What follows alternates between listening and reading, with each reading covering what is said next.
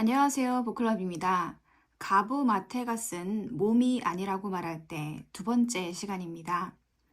제가 오늘 낭독할 부분은 13장 나와 남을 구분짓는 경계선 강직성 척추염이 선물한 화표현 능력입니다. 여러분, 강직성 척추염이라고 들어보셨나요? 얼마 전에 TV 프로그램 미운 오리 새끼에서 이동건 님이 진단받은 병이기도 하고 국회의원 고민정 님의 남편분도 이 병이시라고 하는 것을 제가 고민정 님 책에서 읽은 기억이 납니다. 그럼 이 병에 대해 쓴 작가의 내용을 낭독해 보도록 하겠습니다.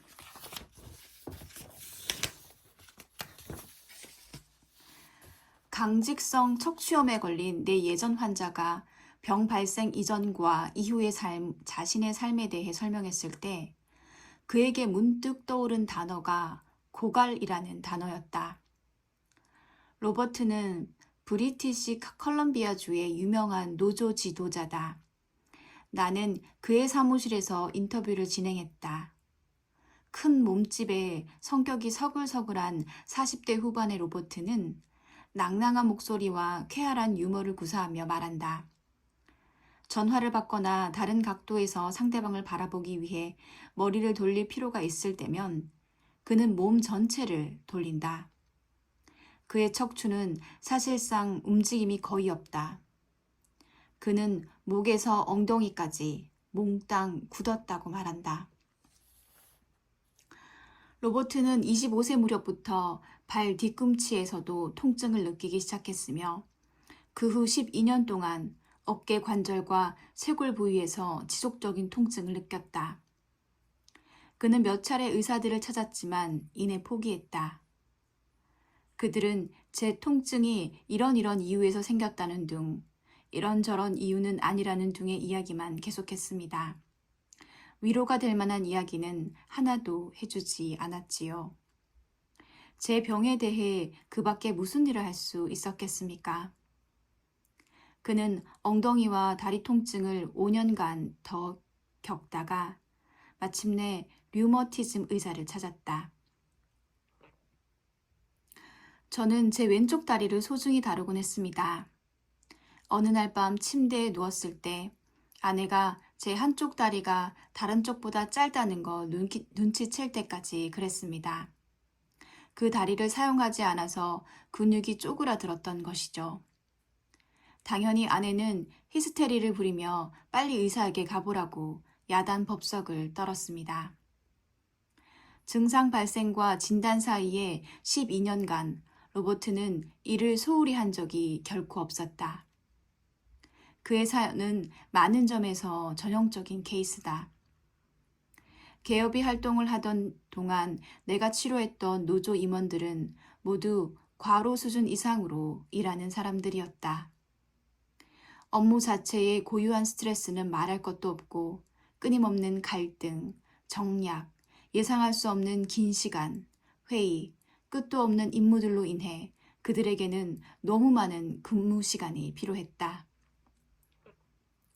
우리 노조 운동계의 연금 제도는 사실 대단히 훌륭합니다. 라고 로버트는 말했다. 우리가 왜 그렇게 훌륭한 연금 제도를 갖고 있느냐 하면 말입니다. 연금 수령 연령인 65세까지 사는 사람이 없기 때문입니다. 아니, 극소수는 있다고 해야 하나?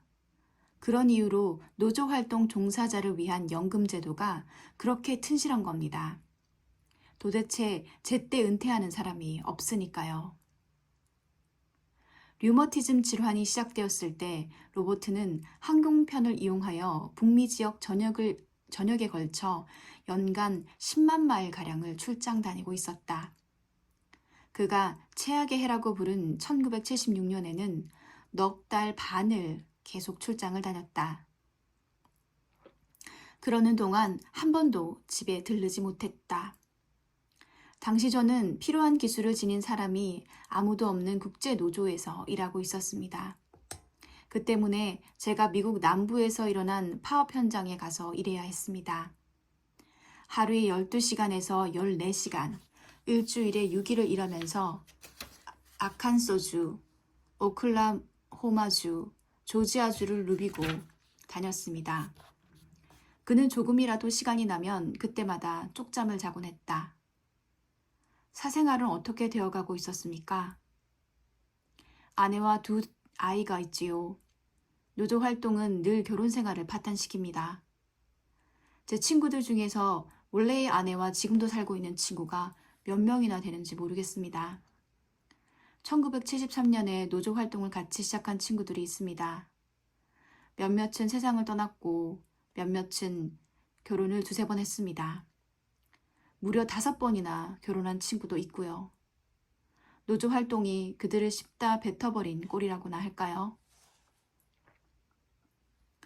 집에는 좀처럼 못 들어가고 도움도 주지 못합니다. 저는 이제야 그것을 유감스럽게 생각하고 있습니다. 당신은 너무 어리석어서 유감스러워하지도 못했습니다. 제가 뭘 갖고 있는지 알지도 못했던 겁니다. 지금은 아이들과 친하게 지냅니다. 아이들이 이미 다 컸지만요. 아들의 아이 시절이나 10대 시절 모습은 별로 기억이 없습니다. 하지만 사진은 있지요. 저는 딸아이가 20살이 될 때까지 제게 딸이 있다는 사실조차 잊고 살았습니다. 그런 제 태도에 의문을 품은 적도 없는 것 같습니다. 다른 동료들도 모두 저와 똑같이 행동했으니까요. 그게 그냥 우리들 문화 중 일부였습니다. 결혼 파탄과 술잔치가 그저 흔한 일이기만 했습니다. 동료들 중에서 제가 최초로 술을 끄는 사람입니다. 로버트는 자신이 중독적인 성격을 갖고 있다고 말한다. 일에만 중독된 것이 아닙니다. 술, 약물, 여자, 도박 모두에 대한 중독입니다. 9년 내내 그랬습니다. 1980년 9월 2일 오후 7시 40분부터는 술을 한 방울도 마시지 않았습니다. 그때가 제가 맥주를 마신 마지막 시간입니다. 카펫에 혀를 대고 바닥에 널브러져 있는 저 자신이 꼭 똥자루 같다고 느껴지고 일어나는 일이 신물이 났습니다. 담배도 132번이나 끊었지요. 문제는 133번이나 다시 시작한다는 겁니다. 지금까지 못 끊고 있는 유일한 중독이 바로 담배입니다. 로버트가 노조를 조직하고 여전히 그 일에 전념하는 이유는 사람들의 삶을 향상시키고 더 공평하고 공정한 사회를 위해 일할 수 있는 기회 때문이다. 바로 그것 때문에 못하겠다는 말을 결코 못하는 겁니다. 해야 할 일이 늘 너무 많습니다. 불공평한 일들의 명단이 줄어드는 법은 좀처럼 없으니까요. 저는 이 세상을 더 좋은 세상으로 만드는 데 기여할 수 있다는 게 큰 행운처럼 느껴집니다. 로버트는 이제야 과도한 요구에 대해 아니오라고 말하는 능력을 개발했다. 흥미롭게도 그리고 우연의 일치라고 말할 수 없게도 그는 갈비뼈와 척추골을 들러붙게 만든 강직성 척추염이 뜻하지 않게 감정 표현에서의 이점을 제공했다는 사실을 발견했다.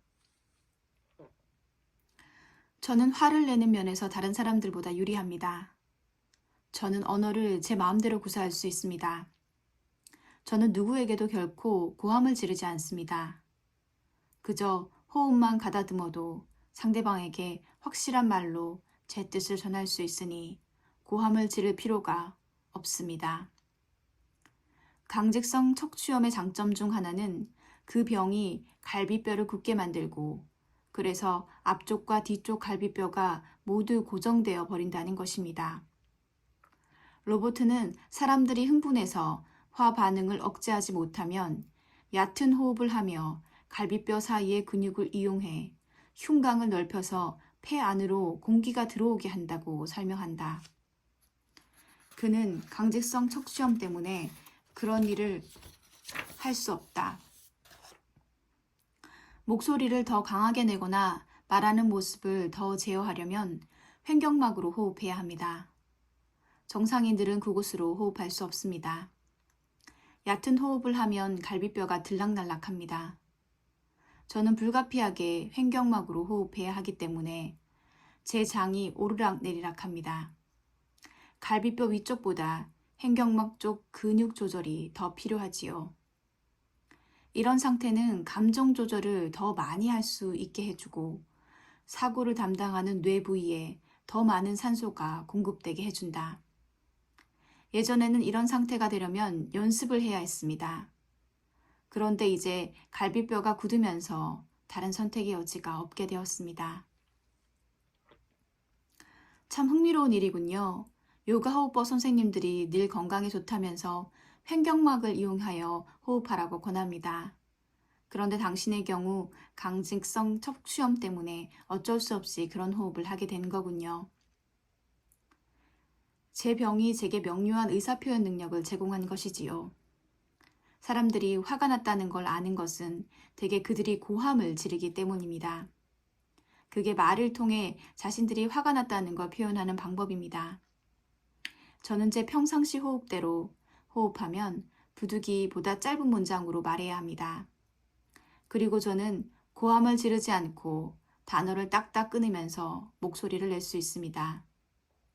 호흡을 조절하면 성질을 조절하고 화를 조절할 수 있습니다.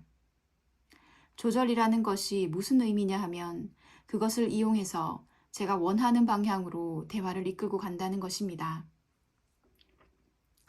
로버트가 이 말을 하는 동안 나는 더 나은 세상을 살았더라면 아동기 시절 건강할 때 배웠어야 할 교훈을 성인기가 되어 병을 통해 가르치는 자연의 능력에 깊은 인상을 받았다.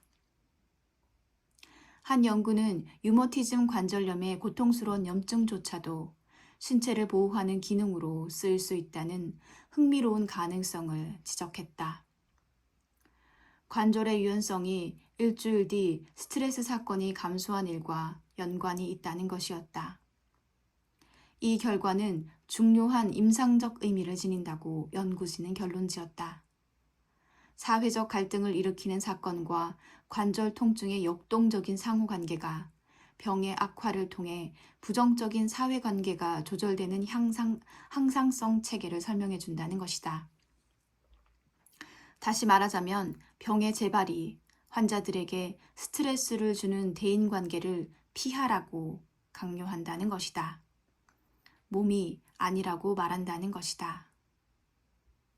몸이 아니라고 말할 때 스트레스를 주는 대인관계를 피하라.